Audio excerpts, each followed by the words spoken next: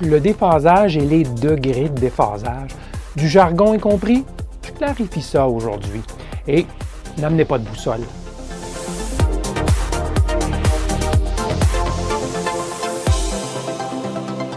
Bidouilleuse, bidouilleur, salut!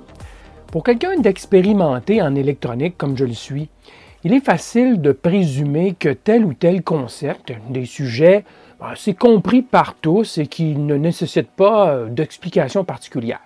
Mais c'est une erreur. C'est en consultant les différents sujets courants sur le forum électrobidouilleur que j'ai vu cette question passer, posée tout simplement « Qu'est-ce que le déphasage et pourquoi utilise-t-on des degrés pour en parler? » Bien, je vais répondre à cette question aujourd'hui. Donc, si le concept de déphasage est un peu mystérieux à vos yeux, cette vidéo s'adresse à vous. Vous verrez que c'est une question de relativité, finalement. On y va. Alors, parlons de déphasage. Pourquoi utiliser des degrés pour parler de la phase ou déphasage d'un signal? C'est que c'est essentiellement géométrique. Lorsqu'on regarde comment se construit un signal sinusoïdal, ici à droite, on se rend compte que l'amplitude du signal sinusoïdal, donc sa position dans le temps, son évolution dans le temps, est une projection de la composante verticale d'un vecteur, la flèche bleue, qui tourne tout simplement comme ça et qui crée comme l'équivalent d'un cercle. Alors, le vecteur a une longueur constante et sa projection verticale, sa composante verticale qu'on voit bien ici illustrée, qui monte et qui descend, bien, cette composante-là, c'est elle qui se trouve à définir l'amplitude. Donc, on parle de cercle pour faire évoluer une onde sinusoïdale. C'est de la trigonométrie. Donc, c'est pour cela qu'on va définir des angles qui se trouvent à être essentiellement l'angle du vecteur, 30 degrés, 60, 90, le 0, on l'a mis ici. C'est un peu arbitraire, mais on l'a mis ici. Alors, le vecteur tourne dans ce sens-ci. Ici, il est en rouge. Et on peut projeter l'angle de 30 degrés. Son amplitude sera bien sûr reliée à la fréquence. Et ce sera la fonction mathématique sinus de l'angle fois l'amplitude totale. C'est ce qui donnera l'amplitude en tout point le long de l'onde sinusoïdale. C'est donc une fonction trigonométrique simple et donc on aura tendance, propension à définir ces différents points sur la courbe sinusoïdale comme étant des angles. Alors c'est pour ça qu'on utilise des degrés pour spécifier la position sur une onde. Et donc, on verra maintenant le déphasage exprimé en degrés. Parlons maintenant du déphasage, soit de la différence de phase entre deux signaux.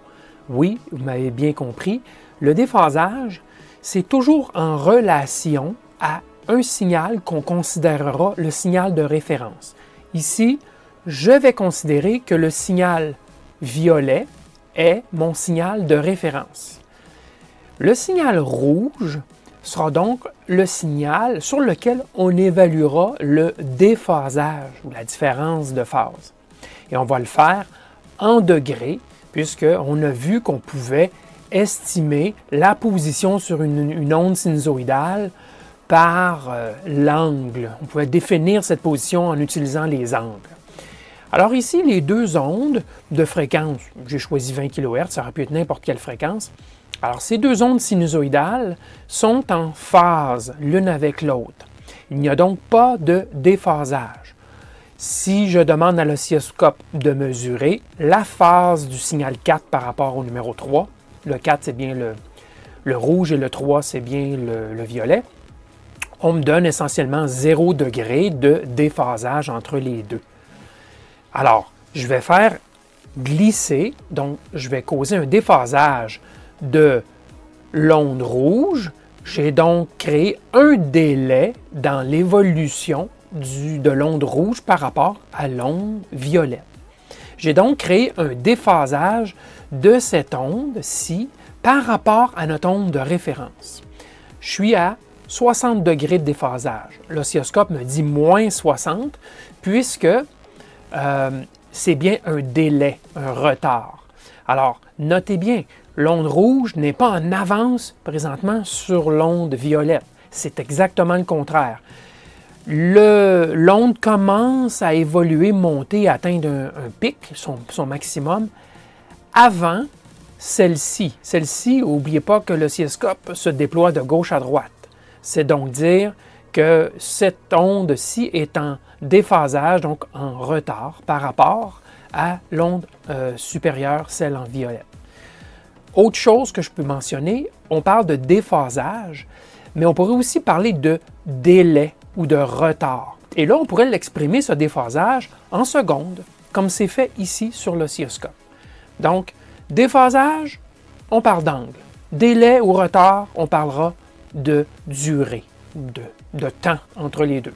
Donc, on pourrait mesurer le maximum ici, mesurer le retard, donc, en microsecondes, et on obtiendrait environ 8 microsecondes de délai, de retard de la deuxième onde par rapport à la première.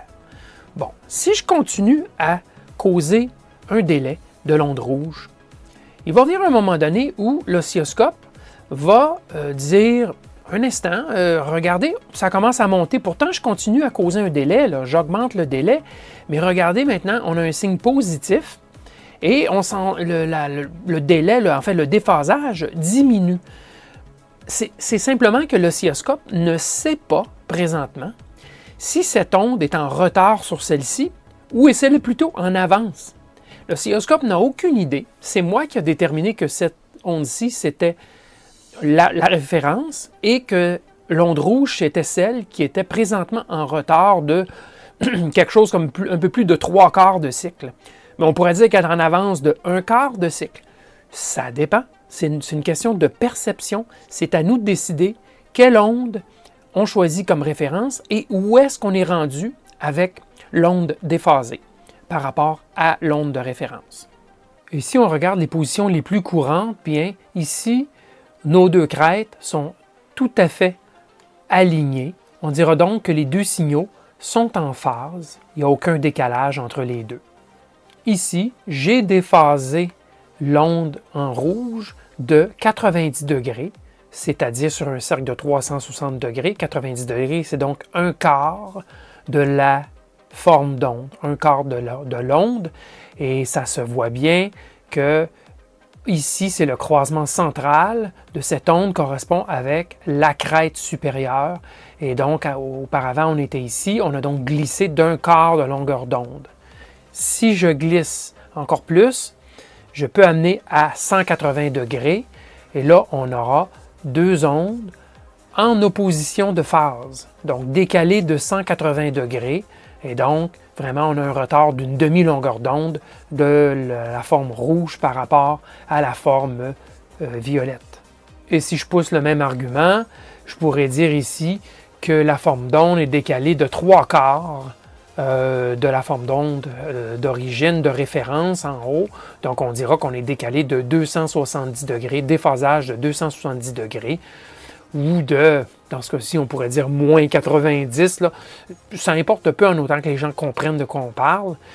Et bien sûr, si j'avance jusqu'à 360, ici, bien, on dira maintenant que je suis décalé d'une longueur d'onde complète, ou de 360 degrés, mais comme c'est un signal qui est périodique, qui se répète tout le temps, on pourrait dire à nouveau que le signal est en phase.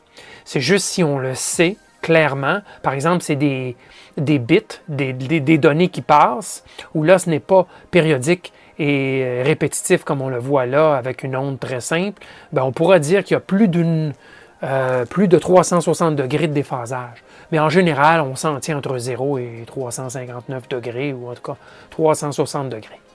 Bon, maintenant, je vais faire glisser la phase d'une onde par rapport à l'autre. Et voilà, je m'exécute. Vous voyez à l'écran que l'onde ici, en mauve, semble glisser, semble bouger par rapport à celle du bas.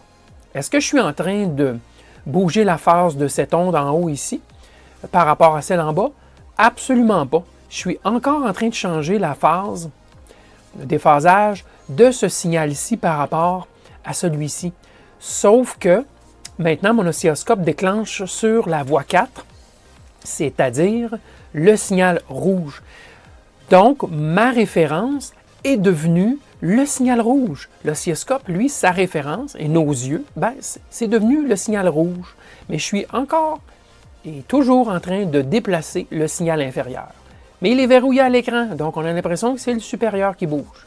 Alors tout ça, c'est pour vous illustrer que toute une question de perception, tout est relatif, et il faut spécifier ce genre d'informations lorsqu'on parle de déphasage. Et par extension, on pourra aussi parler de déphasage, même si ce ne sont pas des ondes sinusoïdales.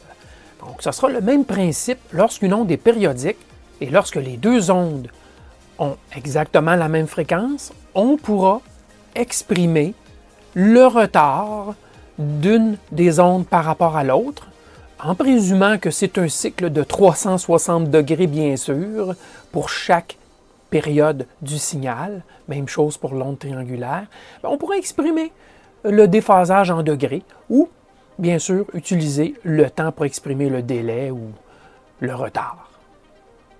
Alors, en résumé, le déphasage d'un signal se mesure toujours par rapport à un autre signal.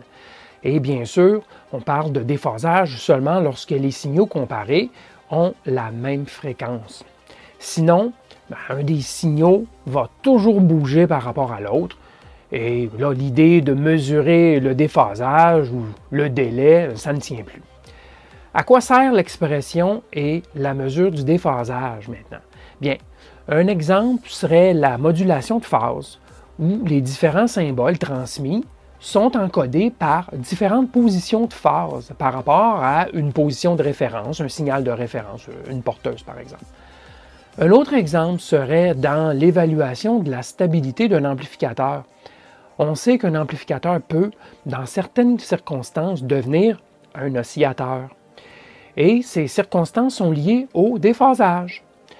On dira qu'il pourrait y avoir une oscillation soutenue lorsque le déphasage total dans l'amplification et la contre-réaction, la boucle complète, donne 360 degrés ou un multiple de 360 degrés, bien sûr.